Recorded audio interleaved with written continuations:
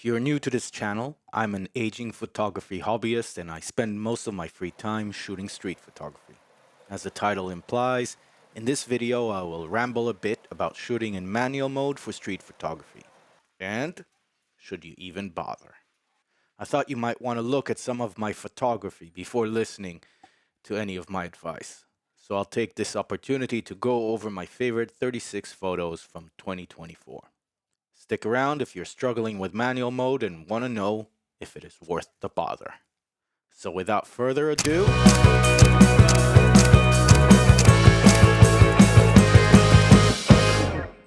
after spending 2023 in Europe, Africa, Southeast Asia, and the Middle East, in 2024 I found myself in Guangzhou, in the southeast of China. Once a week, at least until recently, I'd pick up my Panasonic GX9 and an old Chinese vintage lens and go out exploring the streets of my new home. 2024 was also the year that I finally started taking street photography seriously. I decided to start treating every aspect of this hobby that I love with intention. The goal, becoming a better street photographer. I started exploring the streets with my GX9 and the Seagull 28mm.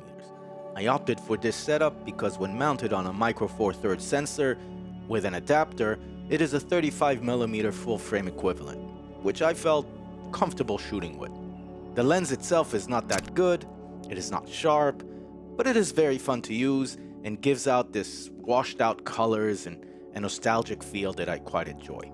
Since the lens is fully manual and without autofocus, all pictures were taken in manual mode out of necessity. I was comfortable with the GX9 in my gear. Yes, it's an old camera from 2018, and yes, it's micro four thirds, but it was working for me. It was compact and fun to use. The gear was not where I was lacking. I needed to spend more time on the streets shooting. I was confident that as soon as I settle into a routine of weekly photo walks, my street photography game will improve dramatically. I'm not a manual mode snob. I shoot mostly with vintage manual lenses, but not always. I've been shooting almost entirely in manual mode with the GX9 simply because it was fun and always worked for me. I never gave it much thought. I wasn't happy with my output during February. After a month full of failures, my favorite shot of the month ended up being the last one I took.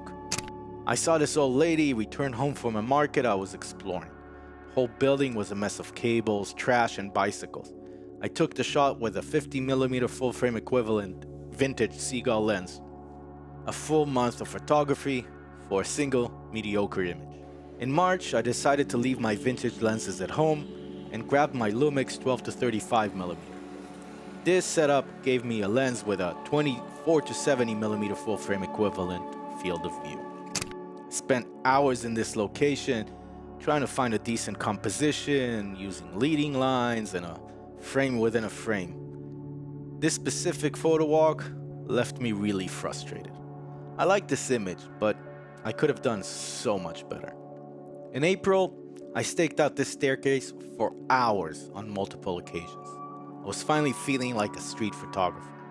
The alley was usually very dark, but it offered some interesting light that came in from the top left when the clouds parted ways.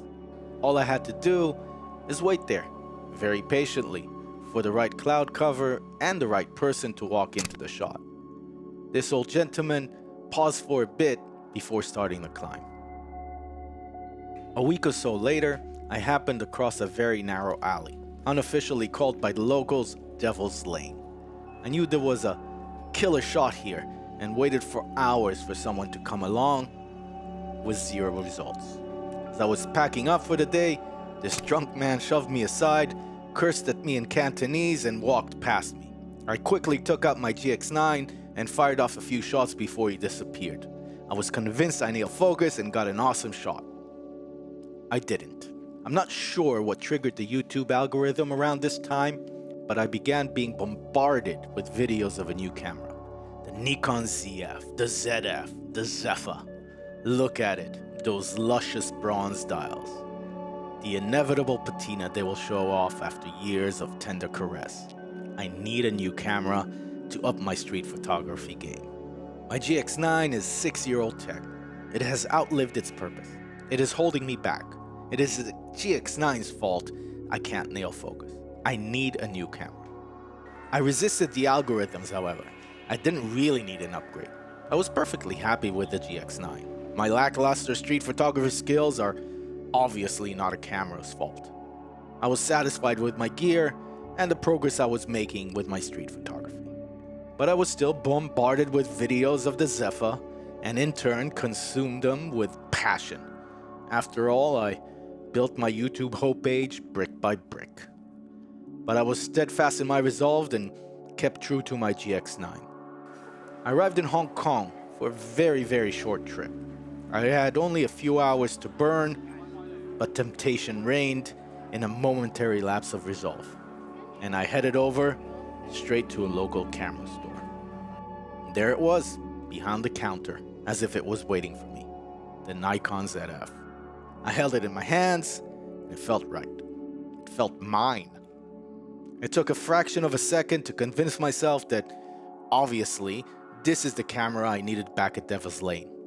This is the tool I need to up my street photography game. I was surprisingly offered a fantastic deal for some of my old Micro Four Third lenses and gear, and that's all it took. I traded in the kit and switched to full frame at a moment's notice. I only ended up keeping the GX9 because it was of absolutely no interest to the store owner. I have no unboxing video to share.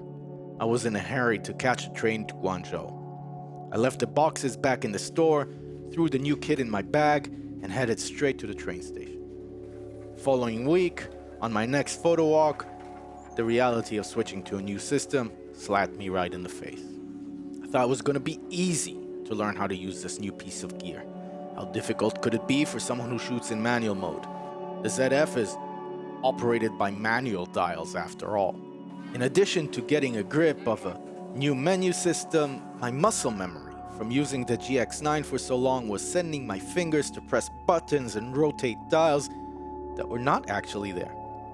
After failing constantly to capture decent photos, I decided to remove my vintage lens and slap on a native Z lens, the Nikkor 40. I was going to simplify my learning curve by using autofocus, at least until I got the hang of controlling the camera body.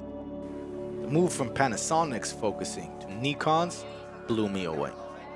I was still screwing up my photos in so many different ways, but nailing focus was no longer an issue. As I was fumbling my way around the camera and the controls, I thought to myself, photo focus has improved this much. What about the auto exposure modes? But getting used to the camera as fast as possible was the priority, so I stuck to shooting in manual mode for the time being. With absolutely nothing to show for, May was a horrible month for my street photography. I was still struggling to get a grip on the Zephyr and its controls. Don't get me wrong, there's nothing wrong with the camera. Focusing is a blast, the image quality is fantastic. My problem is that I'm just a person of habit. On top of that, I only have a few hours a week to commit to street photography. It was just taking me way too long to get used to the new kit. Much longer than I expected. By June, I was slowly getting back in stride. I finally had most of the menus and settings figured out and remembered where the dials were. I was finally able to get something out of my photo box. Some of my favorite photos of 2024 were taken in June. Finally had a camera that felt good in my hands. I was starting to get good results again. I was back on the path of becoming a better street photographer.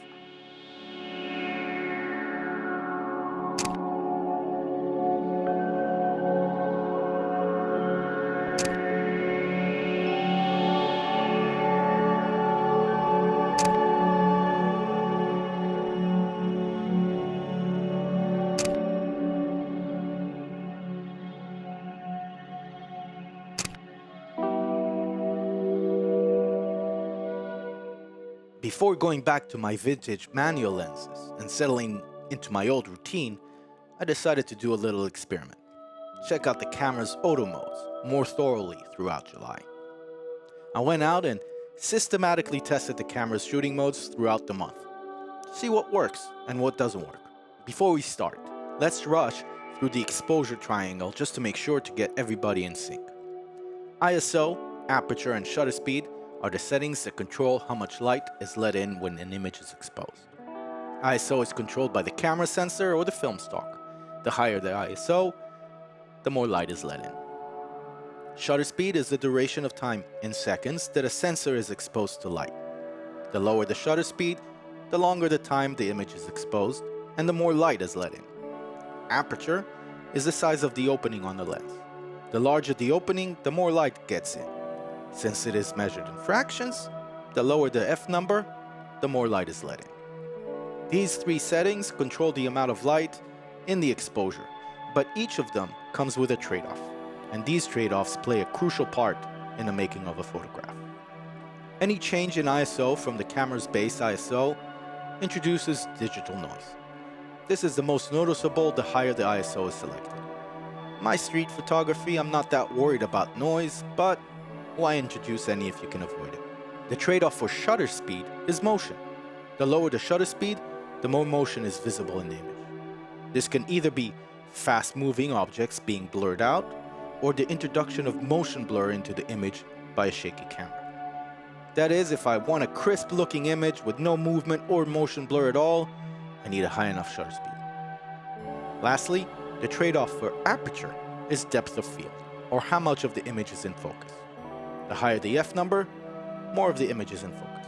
The lower it is, and you get that dreamy out-of-focus bokeh that portrait photographers often love. In manual mode, the ISO, shutter speed, and aperture are all selected and set manually by the photographer. In shutter priority mode, the desired shutter speed is selected, and all other settings are set automatically by the camera. In aperture priority, the desired aperture is selected, and all other settings are then set automatically by the camera. In program or auto mode, all settings are automatically set by the camera. I always prefer to be in full control, with all the creative decisions at my fingertips, for better or, more often, for worse. But with the advancement of technology, has this mode gotten good enough for me to use? What I did was simple. On multiple occasions, I went out on my regular photo walks, and when capturing a scene, I took a series of shots. The first in manual mode, quickly followed by shutter priority, aperture priority, and full auto. In my analysis, I only include the times where I took a series of deliberate shots in succession. Overall, I took over 7 series of shots with over 300 individual images. In my analysis, I only included times where I took a complete series of deliberate shots in succession. Overall, I took over 70 series of shots with over 300 individual images. Let's first go through a few examples before I go over the overall results. These are all out-of-camera shots with no editing. In this series, when shooting in manual mode, I opted for 1/250th of a second exposure. Usually anything slower than this results in blurry images for me. I dialed in the aperture at f4. It was dark, so I wanted to let in more light, but did not want to shoot completely wide open. ISO was set at a reasonable level of 800. This allowed me for the center of the image to be well exposed and none of the highlights to be blown out. I did not care too much about the shadows in the background, mainly because I compose in square mode, and also because I just don't care about the shadows in the background. When I switched to aperture priority, the camera decided that my image was underexposed. The shutter speed it selected was 1/60. The image came out blurry because of the slow shutter speed, and all the fish on the counter were overexposed and the details lost. The empty doorway on the right was properly exposed, however. In shutter priority, the results were slightly better, but not by much. The camera selected the aperture of f2. Again, the fish are overexposed and the highlights blown. The empty doorway on the right, perfectly exposed. You can also see the plastic bags in the left corner with great detail. Wonderful. Full auto mode was somewhat better than aperture and shutter priority, but still missed the mark. The center and most important part of the image is still overexposed and details lost. In this series, I cropped the images to my usual square format and converted to black and white. Everything else remains as shot. Like before, when shooting in manual mode, I opted for 1/250th of a second and dialed in the aperture at f4. It was dark, so I wanted to let in more light, but again, did not want to shoot completely wide open. ISO was set at 800.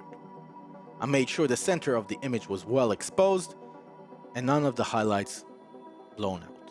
When I switched to aperture priority, the camera decided that my image was underexposed and the shutter speed it selected was 1/160. Not as bad as last time. The image came out somewhat blurry. Many of the fruit on the counter and the fruit seller herself were overexposed and the details lost. Again, irrelevant details in the periphery of the image were properly exposed. In shutter priority, the results were significantly better. The camera selected the aperture of f3.2. Fewer key parts of the image were overexposed, but still not quite as good as in manual mode. Full auto mode in this case was completely off the mark. Slow shutter speed made the image blurry, and the highlights are completely blown out on the fruit seller's arm. Absolute garbage. This series is back in Devil's Lane. Again, the images are cropped to square format and converted to black and white, but everything else remains as shot. This location has very strange lighting conditions, so you could probably guess how this series will end up. When shooting in manual mode, I opted for 1/250th of a second, ISO was set at 3200, and I dialed in the aperture at f2. I didn't mind shooting wide open as I didn't care how sharp the alley walls were, and again, I made sure the center of the image was well exposed and none of the highlights overblown. When I switched the camera to aperture priority, the shutter speed the camera selected was 1/15 seconds. Well, you probably guessed it, a blurry image with overblown highlights and lost detail. In addition, the mood of the original image was completely gone. In shutter priority, the camera actually nailed it. The subject was just closer to me and no longer below the light, so it seems darker. But I consider this the first win for shutter priority mode. This is a pleasant surprise. Now for auto mode. Seriously? Half a second at f4.5? Complete garbage. Let's do a final series, shot with a different lens, the Nikkor 28mm. This time shot early in the morning instead of late evening. The focus of this image is the butcher preparing for the day ahead. Again, I opted for 1/250th of a second, ISO at 800, and the aperture at f2.8. Again, I made sure the center of the image was well exposed and none of the highlights overblown. In aperture priority, the camera selected 100th of a second as the shutter speed. Not as bad as in some of the previous examples, but still slow enough to blow out the highlights. In shutter priority, the camera nailed it again. It used the exact same settings I chose in manual mode. That's a second win for shutter priority. Now let's check out auto mode. Absolute garbage again. When shooting in full auto mode, the shutter speed is too slow, blurring the image, the highlights are completely overblown. Well, the results are in.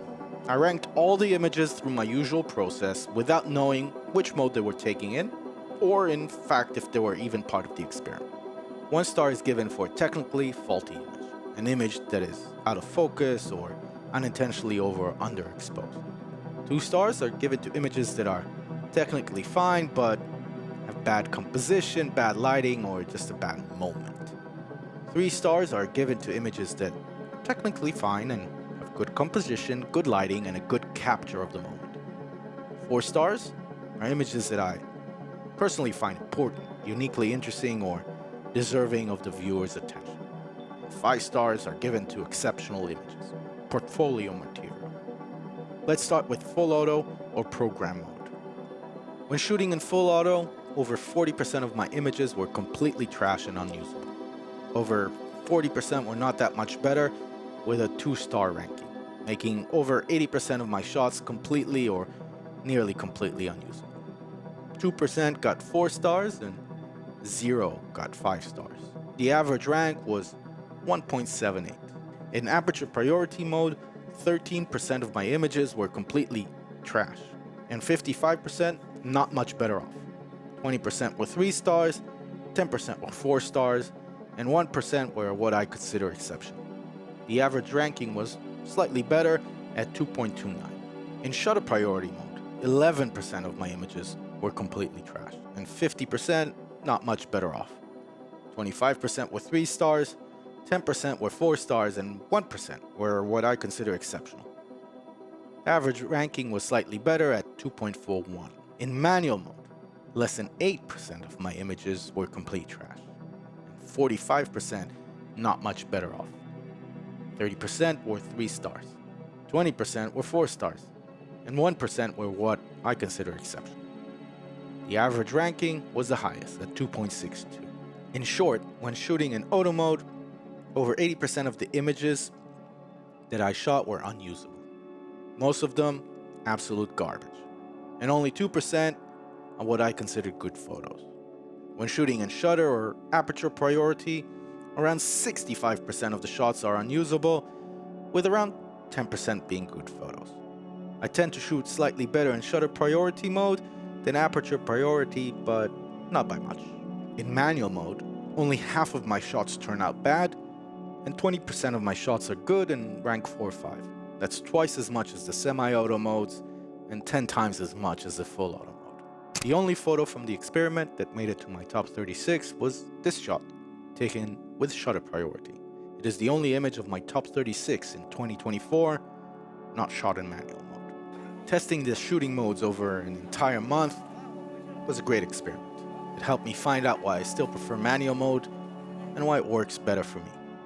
Knowing where shutter priority, aperture priority, and auto mode failed me, and how, really helped me better understand and improve my street photography. For roughly 90% of the time, in the conditions that I love to shoot, in the style that I enjoy shooting, manual mode is the only way to go. Switching to the ZF, although not well thought out, ended up being the right move for my street photography. The ZF excels in manual mode. Manual mode gives me full control of the exposure, and as a result, helps me improve my photography skills at a faster pace. The retro dial system of the ZF makes it very straightforward for me to nail in my settings, quicker than on any other camera I used before. I find shooting with manual mode easier and simpler. I snobbishly enjoy it. Here are a few more images I managed to capture in July with the ZF and a vintage manual lens. In August, I managed to capture this moment in Laofashan. This used to be a bustling market in my previous visit back in the 1980s. In November, I took a short trip to Xinjiang, China's northwestern frontier. At this point, I was very comfortable with my gear and felt very confident that I was making progress. As a result, it has been the best photography trip in China so far. These first few images are from Urumqi. This is from Kashgar, another great location for street photography. But my favorite shots of the year all came from a small village outside Kashgar, a place called Yengyostan. Street photography has all the elements you need to make an interesting photo. It is also incredibly challenging. Sometimes you have close to zero control of what is happening in real time. In a flash of a second, you need to master composition, shadows and light, colors, reflections, layers, and moving subjects. If you're well prepared and a little lucky, that beautiful light does not vanish. That person does not move. You don't screw up your exposure settings in manual mode, and you get to capture a precious flash of time. The thrill of the hunt with a camera. Thanks if you made it this far. Enjoy the hunt, and see you next week.